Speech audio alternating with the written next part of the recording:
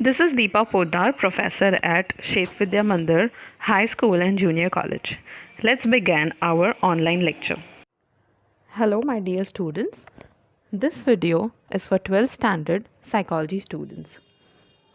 Chapter 1. The chapter name is Psychology, a Scientific Discipline. Let's learn more about it. Introduction to the chapter. We live in an age of science.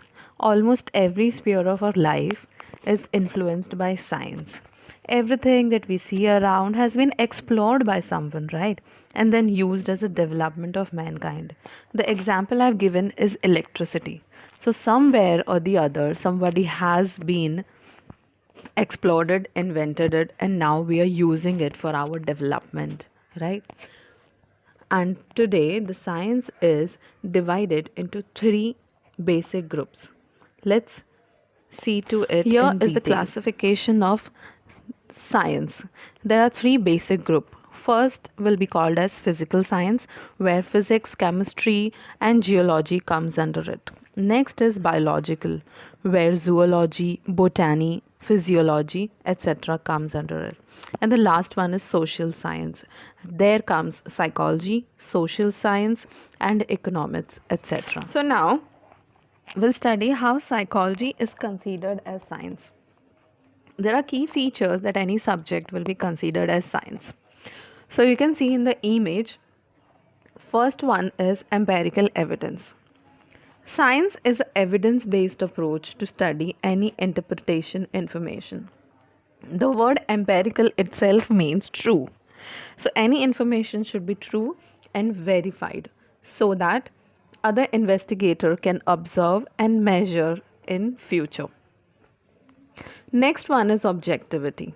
Science objectively study the phenomena under consideration.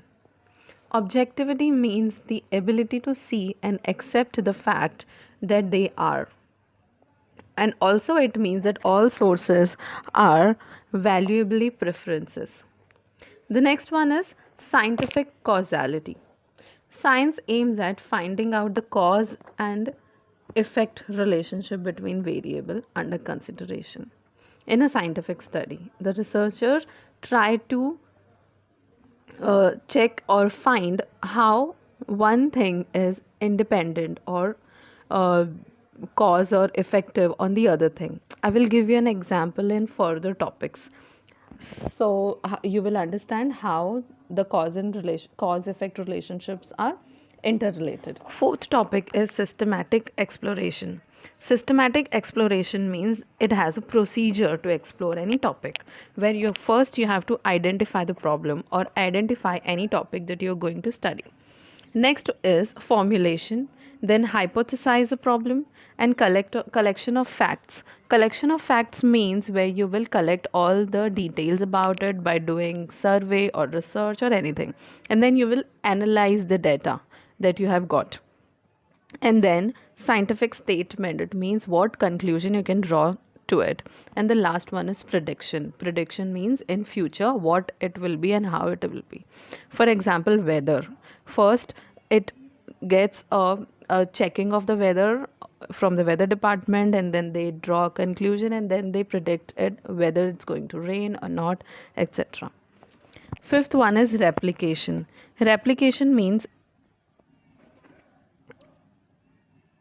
scientific knowledge under the same circumstances stated anywhere, anytime. So here in easy word we can say that replication means if one scientist have studied something and draw a conclusion out of it, the other scientists should be doing the same.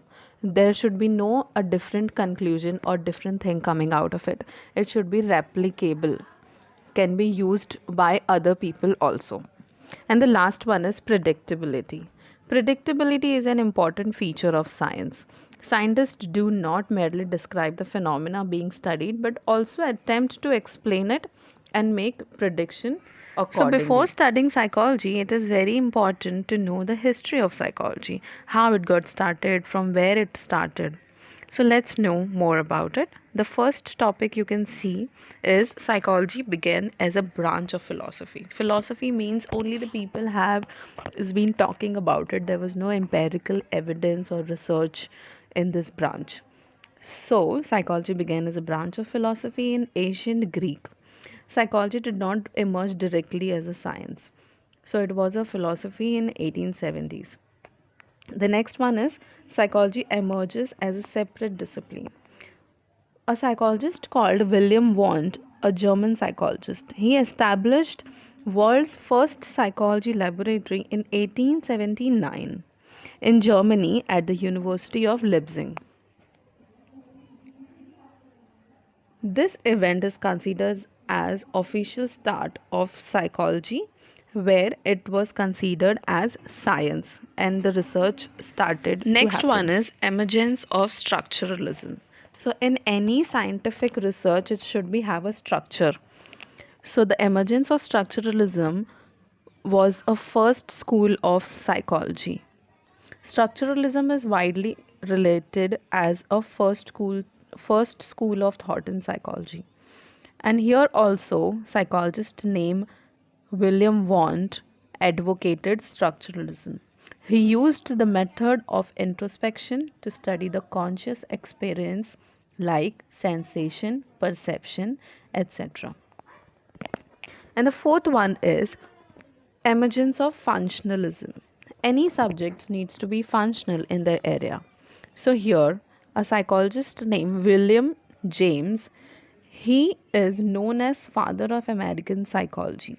He emphasizes on the study of human consciousness.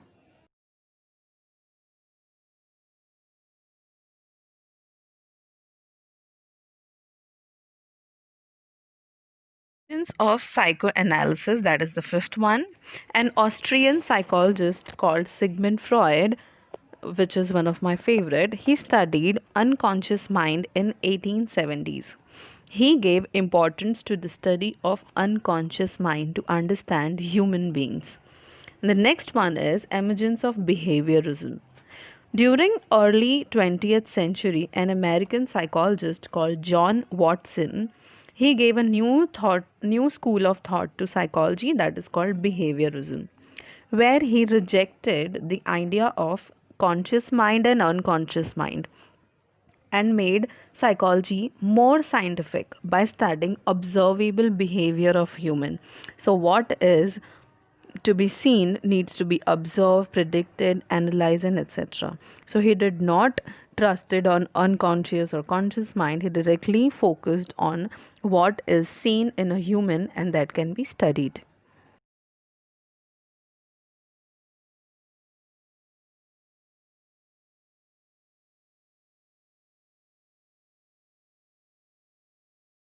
Seventh one is emergence of humanistic psychology, where a psychologist named Carl Rogers, he advocated the emergence of humanistic. During the second half of 20th century, Carl Rogers studied the conscious mind again and advocated psychoanalysis and etc. But according to him, humanistic psychology is a very important topic to be studied under psychology, where we understand human, what are they doing, why are they doing, what is making them keep going. For example, free will, what are you willing to do by yourself. Then next is self-determination. Self-determination means how strong are you on your side. And the last one is self-actualization, what a human need to get in their life. Or example, we can say what is your goal, what do you want in end of your life. So all these topics were studied by Carl Rogers and it is called as humanistic psychology. And the last one is emergence of cognitive psychology. It was given by Ulrich Neisser, as you can see the name on the picture. He studied cognitive processes, all the process that how the brain is working, where he studied few topics, that is memory, decision making, problem solving, intelligence, language with the tools like MRI and PET scan. We all know MRI and PET scan is used for brain and also to check the brain waves, which part is working, when it is working. So this is how a cognitive process also gave an importance to the field of psychology, and we can say history of psychology.